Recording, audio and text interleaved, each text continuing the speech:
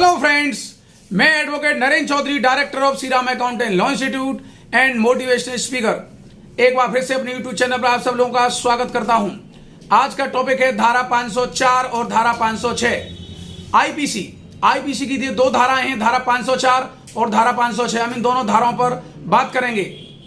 सबसे पहले हम बात करते हैं आईपीसी, इंडियन पेनल कोड, भारतीय दंड संहिता। आईपीसी का जन्म सन 1860 में जब अंग्रेजों का शासनकाल था उस समय पर हुआ था, तभी से ये आईपीसी भारत में लागू है और ये भारत के अलावा पाकिस्तान और बांग्लादेश में भी लागू है।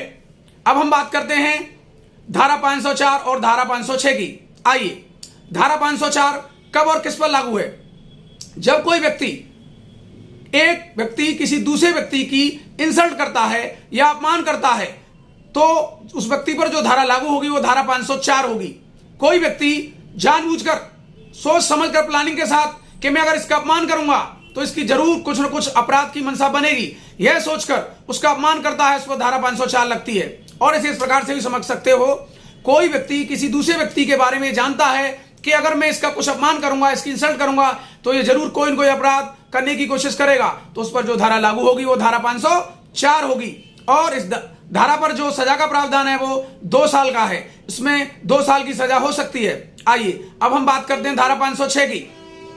धारा 506 किस पर लागू है? जब कोई व्यक्ति किसी दूसरे व्यक्ति को कोई धमकी देता है, जैसे किसी को आपने धमकी जो दी वो किसी को जान से मारने की धमकी हो सकती है, किसी को जान से मारने की धमकी दी, किसी को जलाने की धमकी दी, किसी का रेप करने की धमकी दी, कोई रसूखदार महिला है, इज्जतदार महिला है, उस पर लांछन लगाने की धमकी दी या लांछन लगाया और किसी प्रकार से उस पर रेप करने की धमकी दी, तो उस पर जो धारा होगी वो धारा 506 लागू होगी।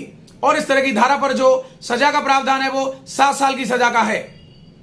और इस प्रकार से आप इसको समझ सकते हैं कि जब भी कोई क्राइम है ऐसा जिस पर 7 साल की सजा का प्रावधान है, उस पर धारा 506 जरूर लगती है। आगे और एक बात और आपको ध्यान रखनी है कि धारा 506 के अंदर आपको गवाह की ज्यादा आवश्यकता नहीं पड़ती है।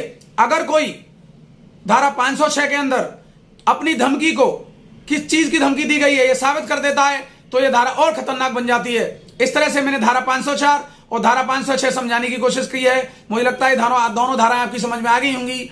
ये आईपीसी की दोनों धाराएं हैं जो आजकल समाज में जो क्राइम हो रहे हैं उनको देखकर ये हमारे देश में जब कानून बना तभी बनाई गई थी, जिससे समाज में इनका भय रहे और कोई किसी का अपमान न करे और कोई किसी को धमकी न दे।